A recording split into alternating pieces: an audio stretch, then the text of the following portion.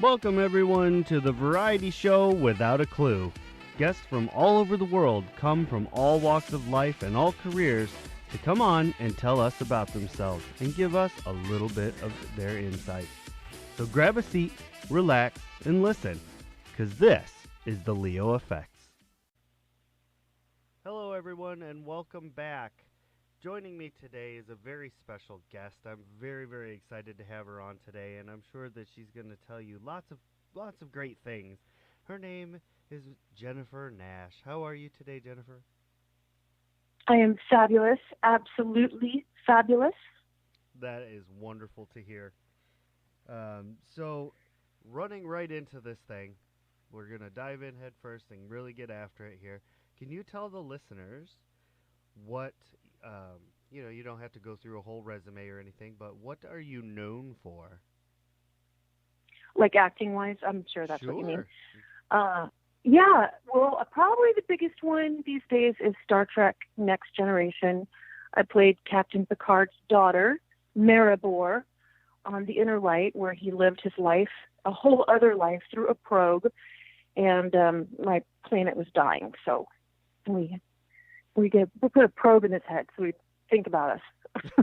With a warning to other planets, that were going through climate crisis. Yeah. Well, ahead of its time, actually, that show. Yeah. And, that's one heck of a time capsule. I know. Wouldn't you like to be able to pull that off? Yeah. Sending a time capsule into someone's brain far, far into the future. Well, actually, now that you say it out loud, that doesn't sound so good.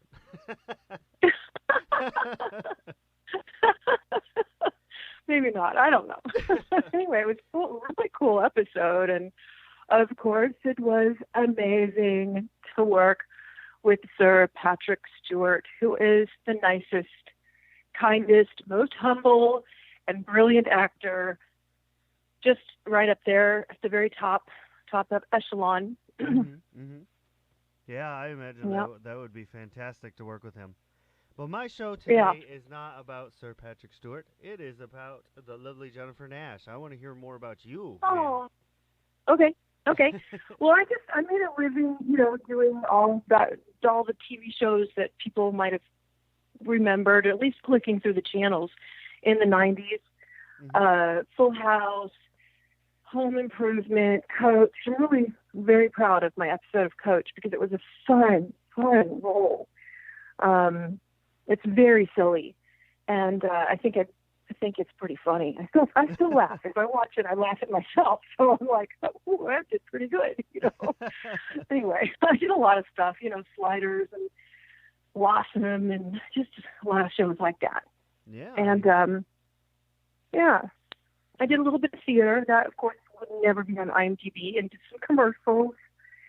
And all that stuff that actors do, voiceover work, all that kind of stuff. Yeah, you definitely have a very long and distinguished career here. I see lots of good stuff. Well, I don't know about distinguished, but I was working. Hey. Supporting 4 children. Oh, my goodness. That's awesome. Yeah, it is awesome. Good for you. Totally awesome. Yep, a very young mom. Got knocked up when I was 18 in Texas, and took him to London to school with me and never looked back. This kid, I dragged him all over the place with me. In fact, when I moved to LA, I just finished up a little stint in Dallas doing theater at the Dallas Theater Center and a really cool place called the Dallas Theater Garage. If anyone knows the Theater Garage, mm-hmm. Oh my gosh, we would bond in 2 seconds because it was so cool and intimate and different. But anyway, so I kind of saw like the National Endowment of the Arts going away, and I was playing young roles at this time. So I thought, I'm never going to make a living, and I've got a kid already, so I'm going to Hollywood. And put the kid in the car, came out to LA, shared a 1-bedroom apartment in Koreatown with my girlfriend and Max, my kid. Oh my. Yep, and Koreatown sucked when I got here. It's cool now, but it sucked back then. It really, not totally. They were really cool buildings. That's why I went there. Oh, okay. Because I saw Yeah, I saw a building with lions in the front and a doorman, and I was like, it's like New York. I'll go here. I didn't know. I knew no one.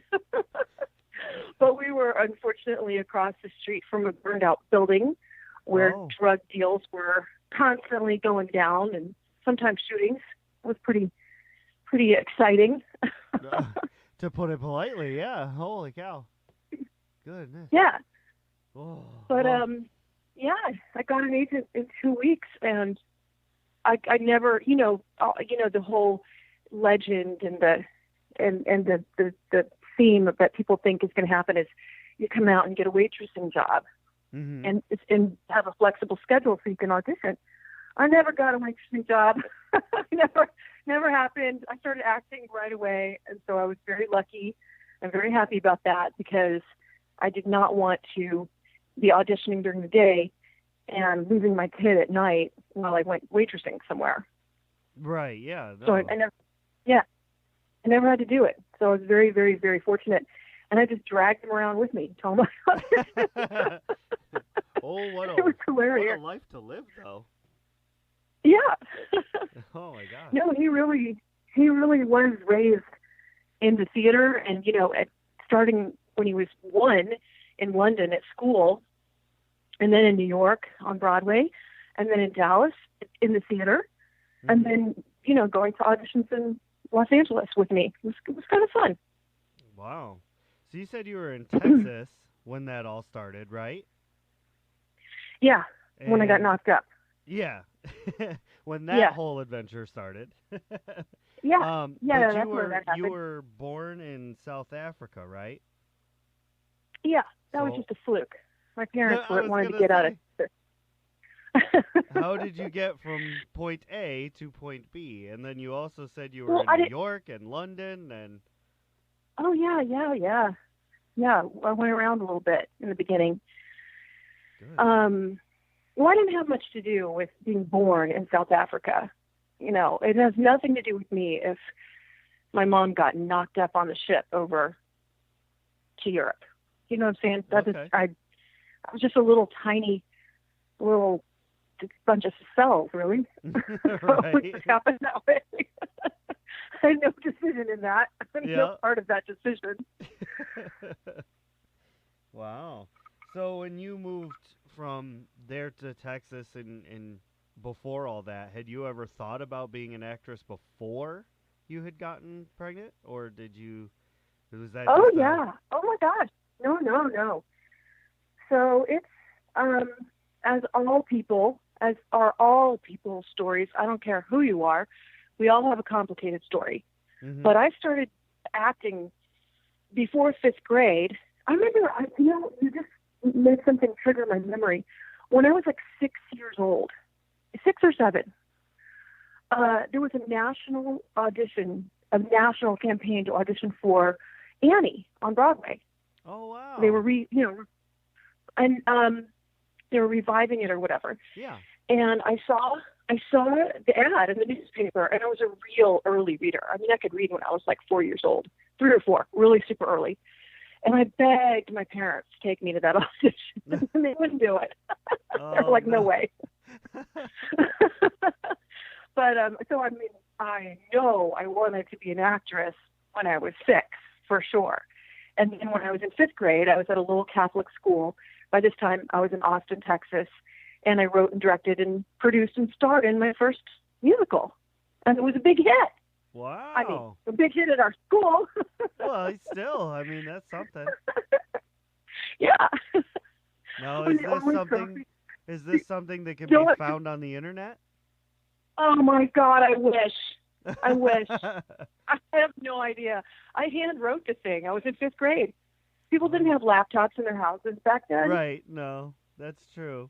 I didn't even have a typewriter. So I hand wrote it, and then the school principal, who really liked me, she really loved me for some reason. She made copies and gave it out to the cast, and I directed it, and I can't, 5th grade. Who knew? Yeah. It was hilarious. That's amazing. All the way back then it started, huh? Mm-hmm. And it just kept on going from there, and look at you now. You got Yeah, you got anything big? I know you probably can't talk about too much of anything if you do, the whole non-disclosure and whatnot. But are you working on anything big right now? I think it's going to be huge, but it's writing. I've created a series that I'm so, oh my gosh, I'm so excited about it.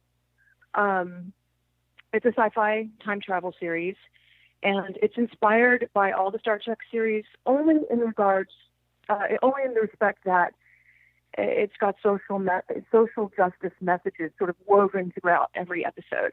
Oh, And when you're talking about time travel, you're talking about social justice issues from the past, present, and future. And believe me, we are right around the corner, if not already there, at facing some new issues, morality and otherwise, that are just they're so new. They're just so mind blowing. this is very true. And you explore Yeah. that in your books, huh? That sounds. Yeah, it's a series. It's a TV series, but it's also a Oh, graphic okay. novel. Oh, wow. Yeah, I guess yeah. I misunderstood Um, that. I apologize. That's cool. that's okay. That's okay. I mean, I don't, I'm not a showrunner. I don't have Vince Gilligan's, track record under my belt. So maybe I will have to write it as a novel first. And I will, because that's how passionate I am about telling these stories. I mean, they just have to get told. They just have to be seen. They just have to be shared. And I just have to tell them, you know? Yeah. It's one of those things. Yeah. Does it have a working title? Yes, it's called Hide. Like you're hiding from someone. Right. Oh, neat. That's very intriguing. Thank you. Thank Well, you. There's a trailer on YouTube. You can find it. If you type in Hide the Series and my name, Jennifer Nash, it'll pop right up. okay. Subtitled in 5 languages, in case you speak Chinese. Ooh, I do not, but Yeah, yeah. thanks for the consideration. Ooh, I like it. you're welcome. That's cool. That's really cool. I'm impressed. Most people don't have that kind of staying power. Between fifth grade to sixth, you change your mind about what you want to do in your future about 20 different times. Um, was there anything else that you wanted to do besides that, or was it just I'm gonna be an actress and that was it, just headlong into it? When I was young, it was headlong into acting. And there was no stopping me. And, I had almost no support from my family. My parents, for sure, were just very discouraging of the whole thing. But I just knew. I just knew that was going to be my path, and I did it for a long time. But there have been some other things. I went to culinary school Oh about wow! 5.5 years ago. Yeah. Yeah, I love to cook. I absolutely love to cook. And so I took a little sidestep into the cooking world, and that was super, super fun. Um, but I think my real passion, and I have been writing also since I was little, poetry, plays, like I told you, that first play in fifth grade I wrote. Yeah. Yeah, stories. I had a blog for a while, dating and adventures in the land of the lost, land of the lost. I called the City of Angels the land of the lost at the That's time. that's such an aptly put title. It's kind of long, but yeah, I was writing that blog and had about 100, if not tons, but like 150,000 people checking it out from all over the world, which was Holy very shit. flattering. But word of caution, it's rated R. Oh, A little well, bit. there you go. A little bit Put rated, that out there. a little bit rated R sometimes. It's dating. It's called Dating and Adventures in the Land of the Lost. So it was a little bit sometimes, Yeah, well, I mean, rated. anything to do with Los Angeles is kind of, starts out as R rated anyway, so. Thanks for understanding. As if, oh my gosh, other places aren't as bad. Give me a break. So, you've done a lot of different things, but I noticed that a lot of times with people that have been in Star Trek, they tend to do conventions of some sort or another. Have you done any conventions like that? I've done a couple. Yep. I've done a couple. Yep. And I don't have very many regrets in my life. Of course, I've made a ton of mistakes, just like everybody else, but that's not the same as a regret. Do you True. do you feel me? Do you feel that way, or I can you do. understand I that? do. Yeah, I completely understand. Yeah. I I mean, don't think. you Yeah, I you don't can think make I'm mistakes along the way and recover from it and yeah. learn from it, but then there's stuff that you do that's definitely a regret, and you think about it for a hmm long time. One of my regrets is from the second Star Trek convention I ever did, and I've only done three. So Oh, I've been to three conventions over all these years. And the second one was not just Star Trek; it was sci-fi. So we were right next to Star Wars. It was Star Trek and Star Wars people right next to each other. And uh-huh. my gay BFF, so I call my gay husband, he came with me because he's a total Star Wars freak. He could care less about Star Trek, but he loves Star Wars, and I get that. I love Star Wars too. And I became friends with David Mayhew, who played Chewbacca. May he rest in peace. And for some reason, we were always seated next to one another. I don't know why, Hmm. but that was cool. That's how I got to know him. Yeah. And so my BFF was in heaven, man. He was in heaven. And this couple that I had met in Vegas came up to the table and said, "Can we take you guys to a steak dinner after the show?" And we looked at each other and said, "Sure." So they're like, "We're going to meet in the bar afterwards," you know, and it was like the hotel bar. So we're like, "Cool, we'll meet you over there." So we go to the bar, and first Mark goes to the bathroom. This is my big, tall, gay BFF, Star Wars freak friend. He goes to the bathroom, comes back, and he's in heaven. He was like, "Oh my God, I had such a surreal moment. I'm at the urinal, and next to me is Chewbacca and R2D2 and my other favorite droid. I'm surrounded by my childhood, but they're there in real life, and we're all at the urinal." I was like, "Oh my God, Mark, that's so amazing." So that's funny, right? Yeah. So that was really fun I'm and just cool for him, imagining that in my head, like right? it's You got stuff you never think really about. tall Peter Mayhew and the droids, the guys, the actors that were R2D2, and I can't remember his other favorite droid, but he was really excited.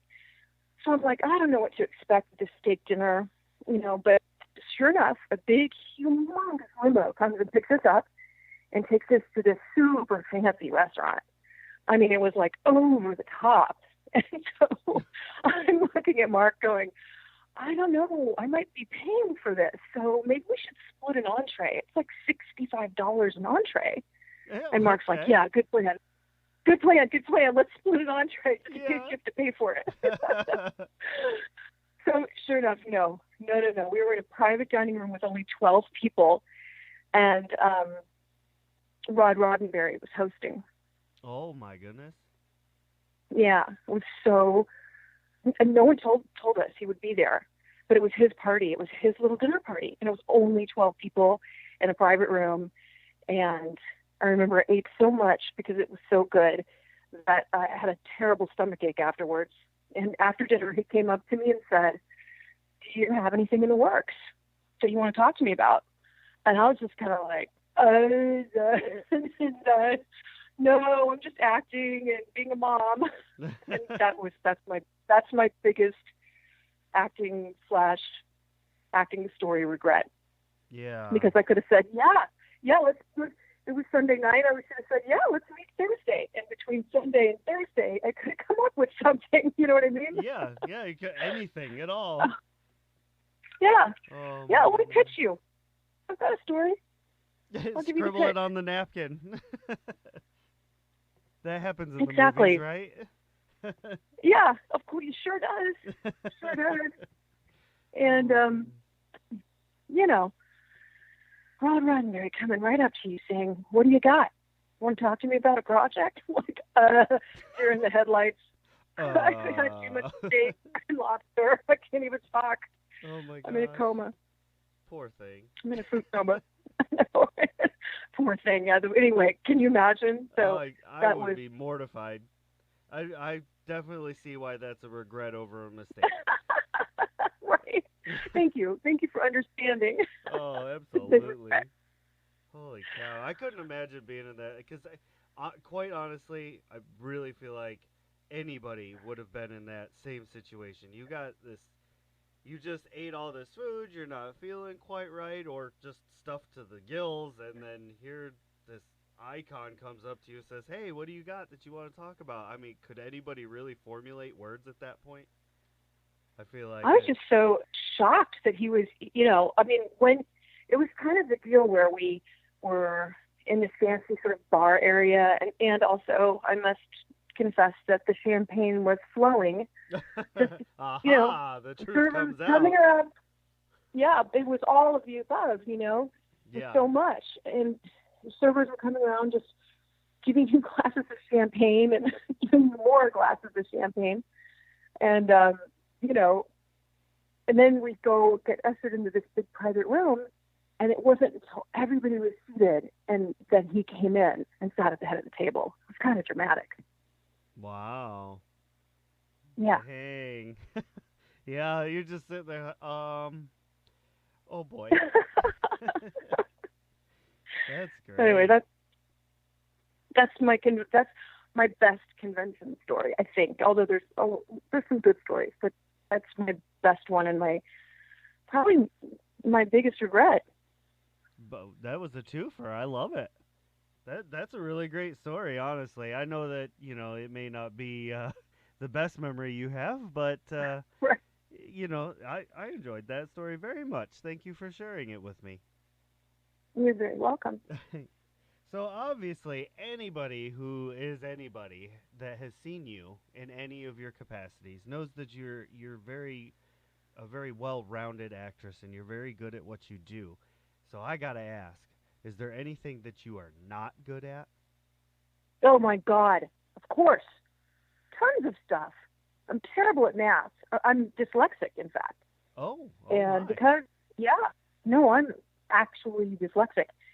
And so math is torturous for me. I invert numbers and it's really, really bad. Oh, and and I'm a writer, but writing takes me 5 times as long as a quote unquote normal person because yeah. I invert words. It's just constantly going back and fixing your spelling, fixing your. Sometimes I invert words in sentences. Mhm. So yeah, I'm bad at tons of stuff. I'm bad at relationships. I mean, I guess I'm bad at relationships. Not with my kids. I think I'm a really good mom. We're really close. That worked out great. Yeah, it sounds like it. Maybe yeah, some people have said that I'm bad at choosing the, guys, the men. Oh. Well, I Yeah. mean, No. can anybody really gauge anything these days? I mean, everybody wants to be something else, and you never know. So, Well, sure. I mean, I've got plenty of friends that are married, and stay together, and do the mhm. whole thing, and don't. It doesn't turn into a disaster. Yeah, I don't seem to have that skill. um, You said you let's see. had four kiddos. Is that what I heard? Yeah, That's that's correct. that's awesome. And are they all older, middle age, like Yeah, teenage? yeah. No, they're all in college or past now. The youngest one is in college. Wow. So have any of them said to you, "Look, Ma, I really wish you had spent more time with us"? No, because I mean, I I I had some really near misses. I mean, my biggest like really close call that would have changed my life was Friends. It came down to me and Jennifer Aniston, and I had little kids at that time. I'd Mhm. already done some work with Matt LeBlanc, and we had great chemistry, and and it came down to just me and her. And maybe, I mean, although I got to tell you, if people not in the industry don't know this, getting a sitcom is the most wonderful thing for having a family because it's not a terrible schedule. It's a pretty chill schedule. It's more chill than most people's, quote unquote 9 to 5 jobs. Yeah. Yeah. I So, imagine that would and be a good thing. Yeah. no, amazing, like amazing. That would be great. but I was, lucky in the respect that I didn't get on ER, for instance, like a show like ER or The West Wing. You go into a tunnel and you don't come out for months because the schedule is so intense with shows like that. Oh. But no, I was there with my kids. I mean, that was my luxury. I didn't make a ton of money. I'm not super duper famous, but my luxury was that I was totally there, making costumes for plays, building sets, having parties at my house. Oh, I was the mom who made the cake, and the parents would come and drop their kids off at the party and say, "What are you doing the cake? Because we don't want to miss your cake." I'm like, I'm so flattered. I can make good cake, don't I? Yeah. Well, yeah, the fact that really lucky about that. yeah, the fact that your kids never said, hey, Ma, we wish you had to spend more time with us. You really focus too much on your. The fact that they never said that is a testament to what a good mom you were. Because most kids, once they get older, they let you know. So, Yeah, no. and regarding the whole between you and Jennifer Aniston, you kind of dodged a bullet because otherwise you would have had to put up with an on again, off again relationship with David Schwimmer. So. Well, I don't know, man. She started dating Brad Pitt pretty quickly after she got Friends. And the irony is that Brad Pitt lived in my neighborhood. Oh, wow. So I used to see them. Yep, I used to see them every Sunday, me, by myself, not with a date or a husband, but with my kids. Yeah. And they would come into Victor's, our neighborhood, deli brunch place on Sunday with their, baseball hats and their sunglasses and their flip-flops. And I would see them, many Sundays together right down there in my neighborhood. Yeah, it was crazy. So lucky. I mean, Brad Pitt's so sweet and so nice.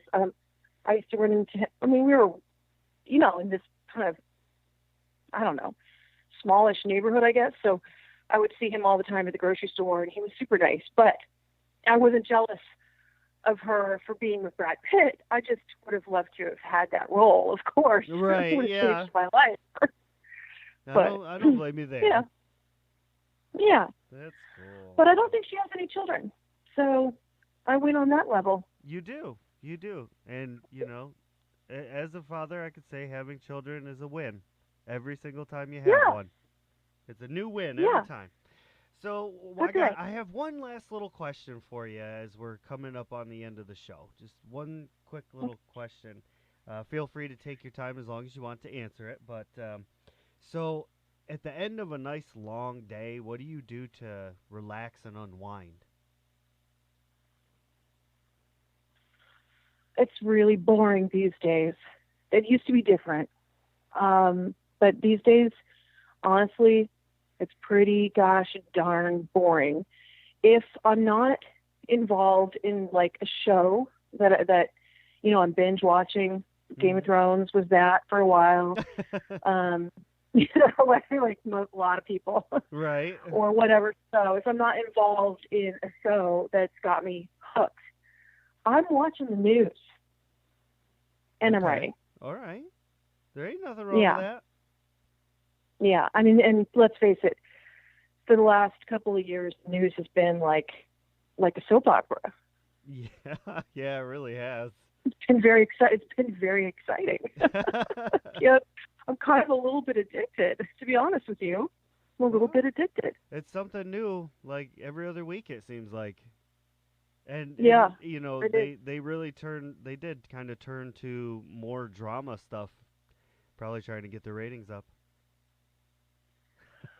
I don't know if they even had to turn to it. I think it's been pretty dramatic, but I know that does sound really boring, but I'm not with my kids all the time now because they're bigger. But when I am with people, whether it's a boyfriend or kids, the other thing that I do at the end of the day to chill out is cook, and I love it. I love to cook. It's one of my biggest little, comfort pleasures, relaxations, cooking for people. What's your famous dish? Oh, I've got so many. Oh my gosh. I do an incredible paella, which is kind of hard to pull off. Yeah.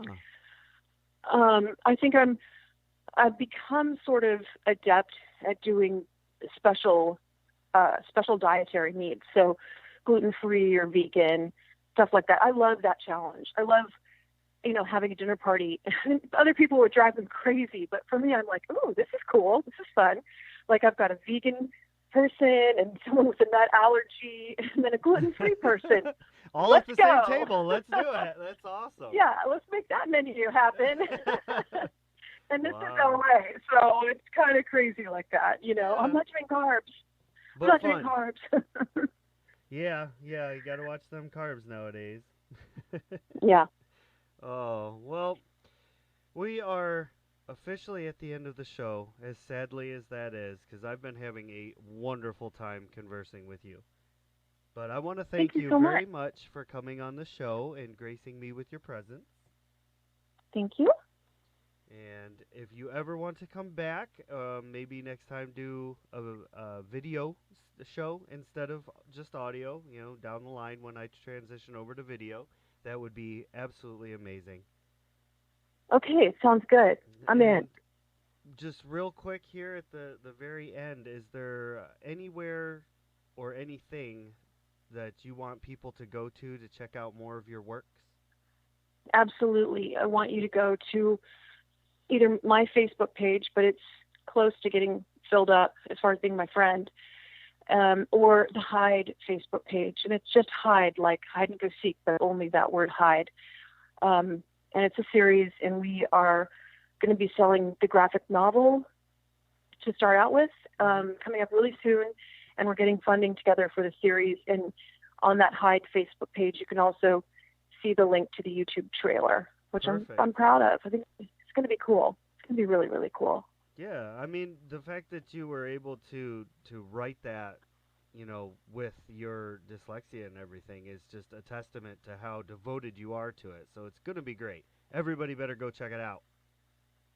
Thank you. That's all I have to say about that. Thank you. Thank you once again for coming on the show, having a few laughs with me. I really appreciate it. Thank you for having me. Anytime. Ladies and gentlemen, thank you very much for listening, and we will see you later. Hey everyone, this is Ray. Thank you for listening. It's because of listeners like you that I'm able to keep this show going. For more of my shenanigans, check out Realm of the Mist Entertainment, where I'm co-host to Breaking the Fourth Wall, War of the Stars, a Star Wars podcast, Lemmy Stormkiller on Four Corners of Hell, and finally, The Chronicler on Chronicles of the Lost Realm. You can also find me at Shattered Dungeons on YouTube, playing an awesome game called Shattered Dawn. For contact information or to be on the show, check out theleoeffects.wixsite.com/podcast today.